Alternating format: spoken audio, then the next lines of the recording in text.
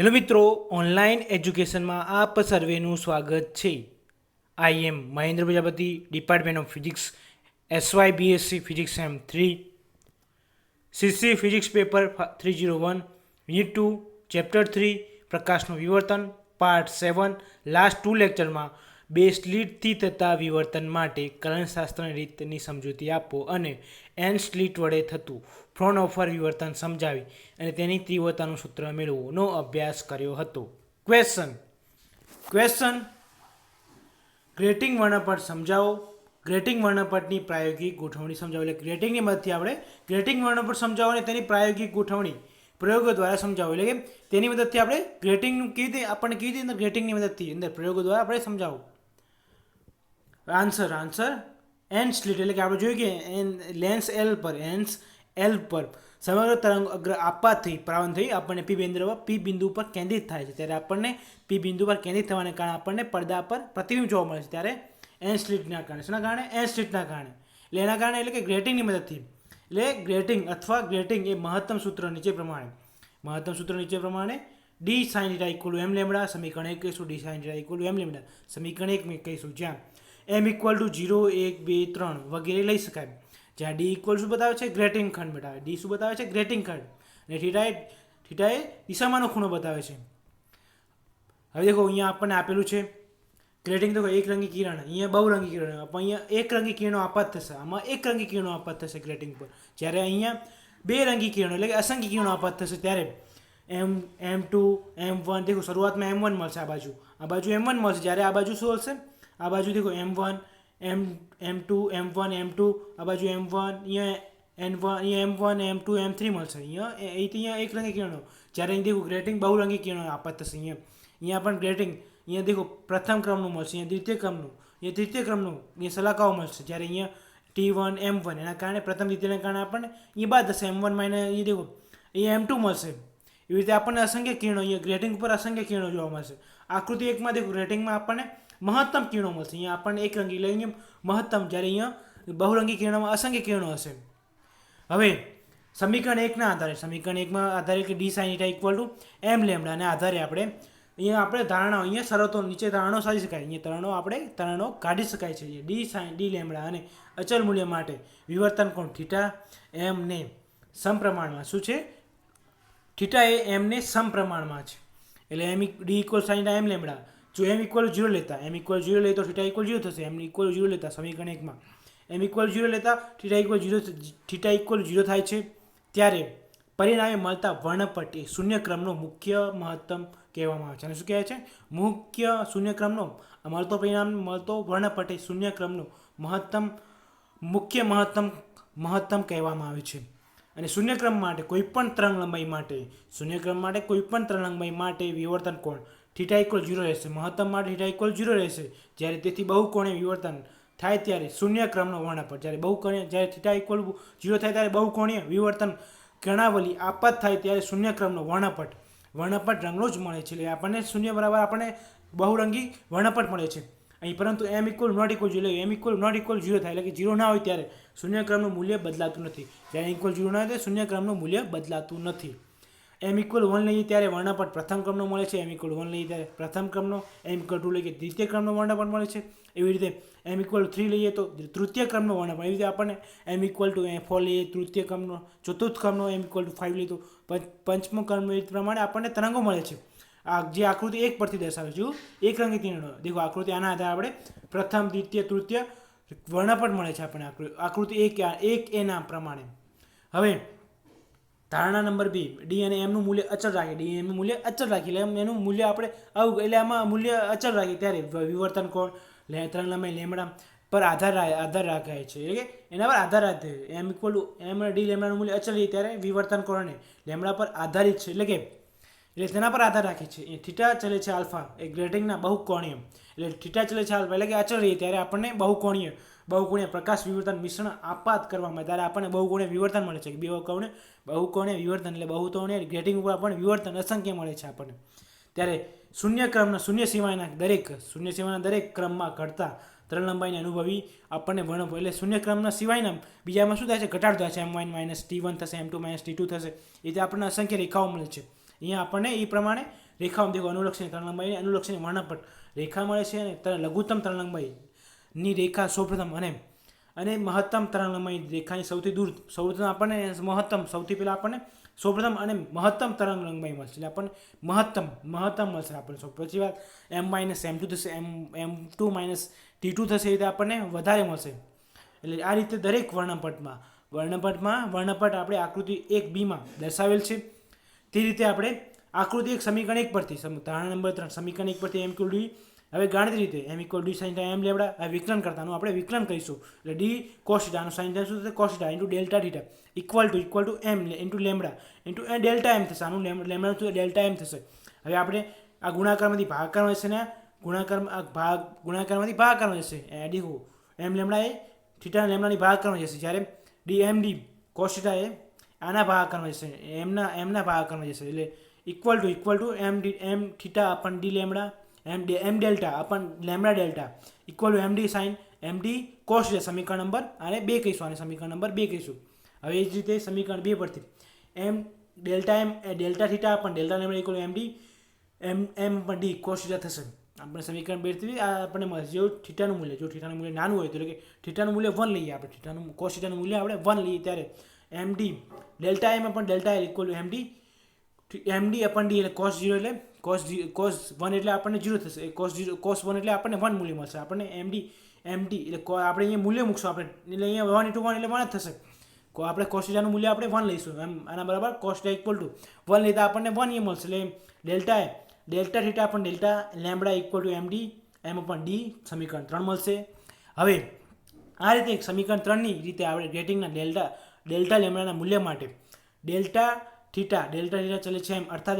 એમના નિશ્ચિત મૂલ્ય માટે આપણે અચળ મૂલ્ય માટે આપણે એમનું નિશ્ચિત મૂલ્ય એટલે કે ડેલ્ટા થીટા પણ ડેલ્ટા અચળ રહે છે અને આધારે આપણે સાબિત કરી શકીએ સમીકરણ 3 ને આધારે આપણે સાબિત કરી શકીએ છીએ આવા વર્ણપટને સમપ્રમાણતા વર્ણપટ એટલે નોર્મલ સ્પેક્ટ્રા કહેવામાં આવા વર્ણપટને નોર્મલ એટલે કે આપણને નોર્મલ તરંગો મળશે આપણને નોર્મલ સ્પેક્ટ્રા કહે છે હવે આવા વર્ણપટની બે રેખાઓ વચ્ચેનું અંતર ડેલ્ટા થીટા આપેલા હોય તે રેખાઓ વચ્ચેનો તરંગલંબાઈ ડેલ્ટા લેમ્બડા આવે તો એના સમપ્રમાણમાં હશે સમીકરણ 3 પરથી આપણે કહી શકાય કારણ કે આવા વર્ણપટની બે રેખાઓ વચ્ચેનું કોણીય અંતર ડેલ્ટા થીટા છે અને તે રેખાઓની તરંગલંબાઈ તફાવત ડેલ્ટા લેમ્બડાના સમપ્રમાણમાં હોય છે એ સમીકરણ 3 ને આધારે આપણે કહી શકીએ જો થીટાનું મૂલ્ય ખૂબ જ મોટું હોય તો રાતા રંગના છેડાથી કોણીય એટલે આપણને રાતા રંગથી કોણીય વિવર્તન જોવા મળશે એનું મૂલ્ય શું હશે વધારે હોય તો એનું મૂલ્ય થીટાનું મૂલ્ય મોટું હોય તો એટલે વધારે હોય તો આપણને કોણીય વિચલન વધારે જોવા મળશે થીટાનું મૂલ્ય હોય તો આપણને કોણીય વિચલન વધારે જોવા મળે છે હવે ધારણા નંબર 4 ડેલ્ટા થીટા એ ડીના વ્યસ્ત પ્રમાણમાં હોય તો વ્યસ્ત પ્રમાણમાં છે તેથી ગ્રેટિંગ ખંડ ડીનું મૂલ્ય ઓછું અર્થાત એટલે કે સ્લિટ એનની સંખ્યા જેટલી વધારે તેટલી કોણીય એટલે એની સંખ્યાને આધારે વિચલન થશે જેટલી એનનું મૂલ્ય હશે તેટલું જ વિચલન જોવા મળશે n1 t2 હશે n2 હશે n3 હશે એ પ્રમાણે આપણને વિચલન જોવા મળે છે એટલે એન પર આધાર રાખે સ્લિટ પર આધાર છે હવે ગ્રેટિંગની પ્રાયોગિક ગોઠવણી દેખો આપણને સૂક્ષ્મ સિંહ આપેલું આ L1 લેન્સ L1 રીતે અહીંયા ગ્રેટિંગ આપેલું છે ગ્રેટિંગ ગોઠવતા આપણને આના પડદા પર આપણને પ્રતિબિંબ જોવા મળશે L2ના કારણે આપણને પડદા પર આપણને પ્રતિબિંબ જોવા મળશે અને આપણને સૂક્ષ્મ ફેરફાર થશે અને આકૃતિ 2 પ્રમાણે એવી દેખો આકૃતિ 2 પ્રમાણે બહુકોણીય અભ્યાસ કરવા માટે ગ્રેટિંગ વર્ણપટની ગોઠવણી રૂપરેખા આકૃતિ 2 દર્શાવેલ છે અને જ્યારે આકૃતિ 3 આકૃતિ 3 આપણને દર્શાવેલ છે દેખો આકૃતિ 3 બહુકોણીય આપણને આકૃતિ 3 સ્લિટ લીધું છે આકૃતિ 3 શું લીધું છે સ્લિટ લીધી છે આપણને એટલે અહીંયા બહુકોણીય રેખાઓ મળશે બહુકોણીય ગ્રેટિંગ જોવા મળશે m1 દેખો m1 m2 અહીંયા દીશું m-1 થશે અહીંયા ઘટાડો થશે m1 આ દિશામાં ઘટાડો થશે આ દિશામાં m1 m2 m3 રીતે આપણને અસંખ્ય મળશે હવે ગ્રેટિંગની મદદથી હવે સમીકરણ 2 અને દેખો સમીકરણ 2 આપણને દેખો અભ્યાસ કરીને ગ્રેટિંગનો વર્ણપટ ગોઠવણી આપેલી છે તેથી સમીકરણ 3 દર્શાવ્યા પ્રમાણે આકૃતિ 2 ઉદ્ગમ સ્થાનમાં આપણે છિદ્ર લીધું છે અહીંયા છિદ્રના કારણે આપણને લેન્સ L1 પણ આપાત થશે અહીંયાથી પ્રકાશનું કિરણ આપાત થશે ત્યાંથી ગ્રેટિંગ પર આપણને અસંખ્ય સ્લિટના કારણે પછી એના કારણે L2ના કારણે પડદા પર પ્રતિબિંબ જોવા મળશે અસંખ્ય પ્રતિબિંબો જોવા મળશે હવે તેના આધારે સમીકરણ 3 ઉદ્ભવતા સ્લિટ આપણે છિદ્ર લીધું સમીકરણ આકૃતિ 2 આપણે છિદ્ર લીધું જ્યારે આકૃતિ 3 આપણે સ્લિટ લીધી હતી આકૃતિ 3 આપણે સ્લિટની મદદથી આપણે લેન્સ L1 થશે અહીંયા ગ્રેટિંગ લીધું છે એના કારણે આપણને અહીંયા L2ના કારણે પ્રતિબિંબ પર એટલે પરાવર્તન થશે એના કારણે પરાવર્તન થઈને આપણને પડદા પર આપણે અસંખ્ય પ્રતિબિંબો જોવા મળશે. અહીંયા M0 M1 M2 આ બાજુ M3 આ બાજુ શું થશે M-1 આ બાજુ ઘટાડો થશે આ બાજુ M2-2 થશે. એવી રીતે આપણને અસંખ્ય જ્યારે આપણે આકૃતિ 1માં આપણે શું લીધું છિદ્ર લીધું એટલે આપણને અહીંયા ત્યાં પ્રતિબિંબ જો અહીંયા ત્યાં આપણને પડદા પર પ્રતિબિંબ જ્યારે અહીંયા સ્લિટની મદદથી આપણને અસંખ્ય પ્રતિબિંબ જોવા મળશે આકૃતિ 3માં. વ્યવહારમાં સ્લિટનો ઉપયોગ કરી આકૃતિ 3 દર્શાવ્યા પ્રમાણે આપણે સ્લિટ L1ને લેન્સ L1 ની મદદથી કેન્દ્ર પર મૂકવામાં આવતા સમાંતર કિરણો એટલે આપણને સમાંતર કિરણો મળે છે એટલે પરાવર્તન થશે L2 એના લેન્સ L2 ના કારણે પરાવર્તન થશે સમાંતર કિરણોના કારણે.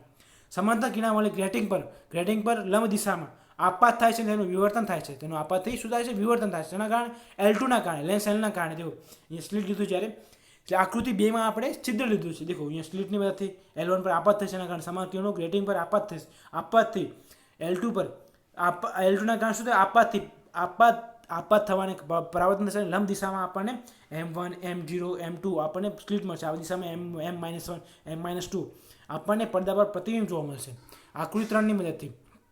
આ વિવર્તન પામતા કિરણાવલી લેન્સ L2 ને માંથી પસાર થઈ નિર્ગમ પામતા કિરણોને તેના કેન્દ્રના સમતલ પૃષ્ઠના કારણે લેન્સ L2 ના કારણે કેન્દ્ર પર સમાંતર થશે અને ઉપર કેન્દ્રિત થાય છે અને ત્યારે વર્ણપટ રચે ત્યારે શું થશે વર્ણપટ રચે છે.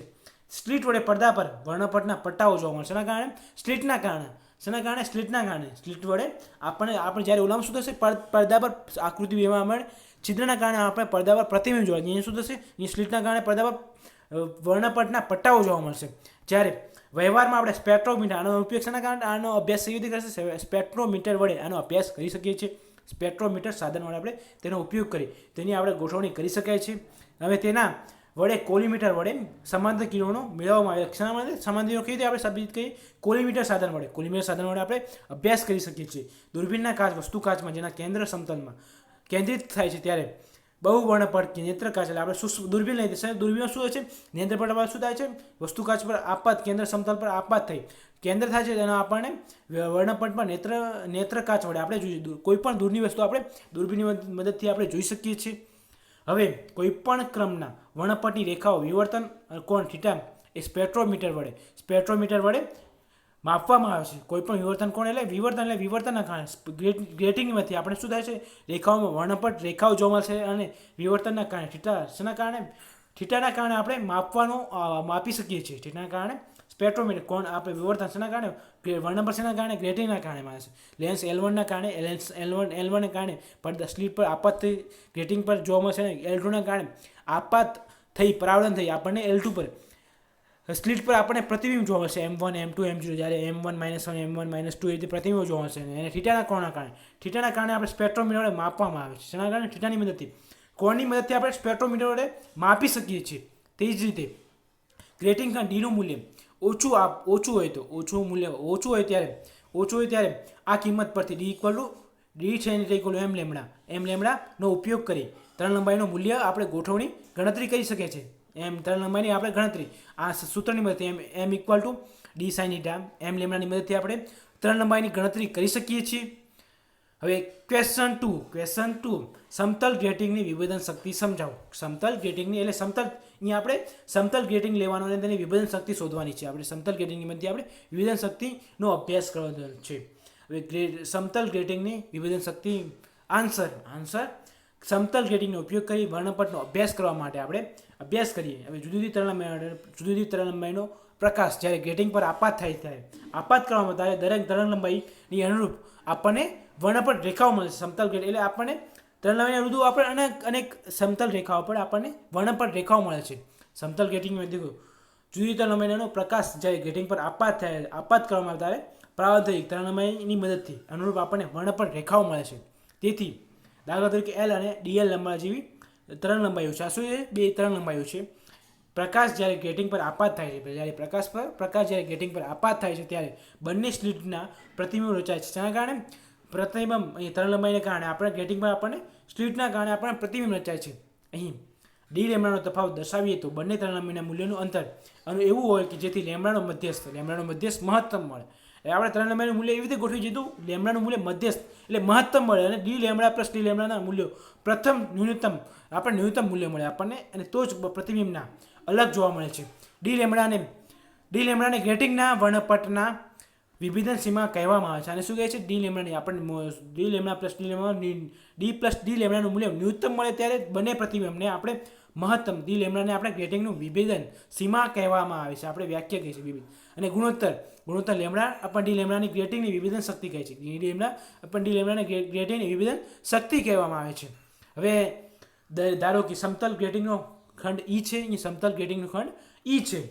ગ્રેટિંગના જેટલા ભાગમાં પ્રકાશ આપાત કરવામાં આવે ત્યારે ગ્રેટિંગના જેટલા ભાગમાં પ્રકાશ આપાત થાય ત્યારે તેટલા જ ભાગમાં એન રેખાઓ આપણને મળશે. જેટલા ભાગમાં પ્રકાશ આપાત થાય તેટલા ભાગમાં આપણને એન રેખાઓ, એટલે આપણને M1 M2 M3 એટલે આપણને એવી એમાં શું હશે? M1 M2 રેખાઓ મળશે. આપણને આપાત થાય છે ત્યારે લેમડા અને ડી લેમડાના તરંગલંબાઈનો પ્રકાશ સમાયેલો છે. તેમાં શું હોય છે? તેમાં ડી લેમડા પ્લસ ડી લેમડાનો પ્રકાશ સમાયેલો છે.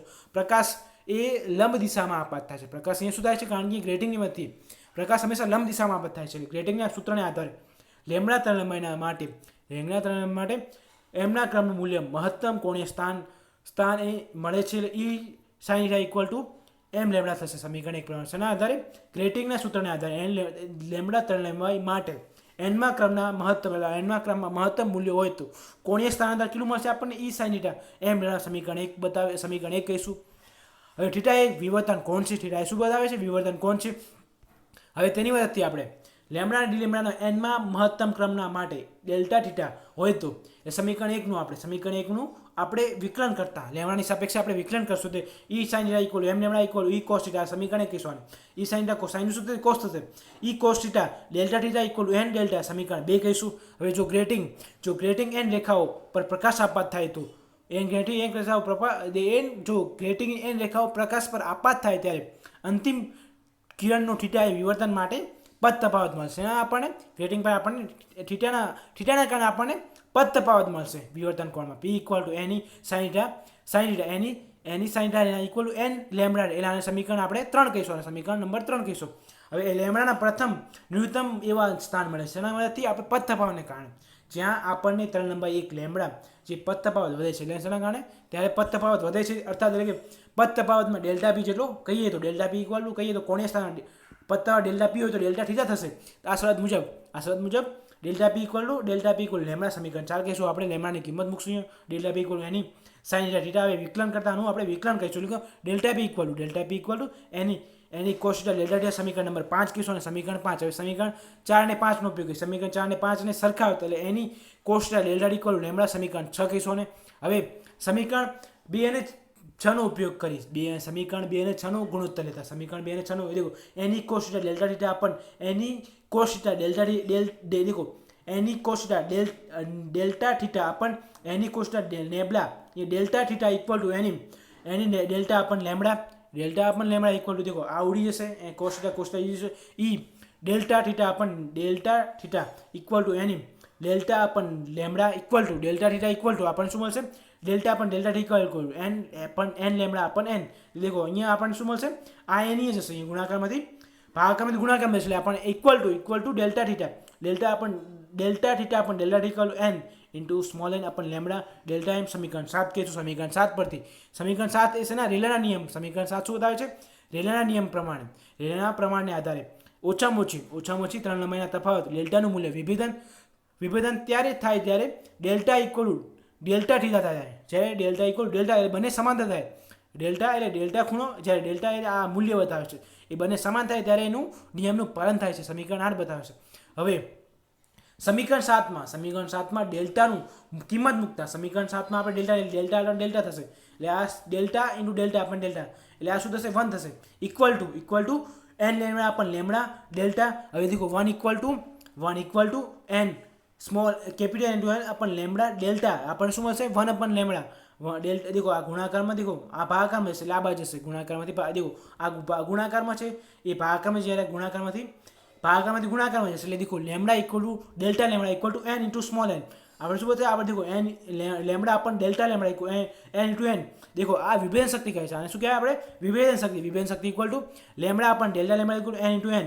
સમીકરણ 9 કહીશું. આ રીતે ગ્રેટિંગની વિભેદન શક્તિ ઇક્વલ ટુ ગ્રેટિંગનો વર્ણપટનો ક્રમ ક્રોસ ગ્રેટિંગના જેટલા ભાગમાં ઉપર આપાત થાય છે તેટલા જ ભાગમાં આપણને રેખાઓ મળે છે. શું બતાવે છે? આ ગ્રેટિંગનો વર્ણપટ જેટલા જ ભાગમાં વિભેદન શક્તિ ઇક્વલ ટુ ગ્રેટિંગનો ક્રમ ક્રોસ ગ્રેટિંગના જેટલા ભાગ પર પ્રકાશ આપાત થાય છે તેટલા જ ભાગમાં ગ્રેટિંગની રેખાઓ મળે છે.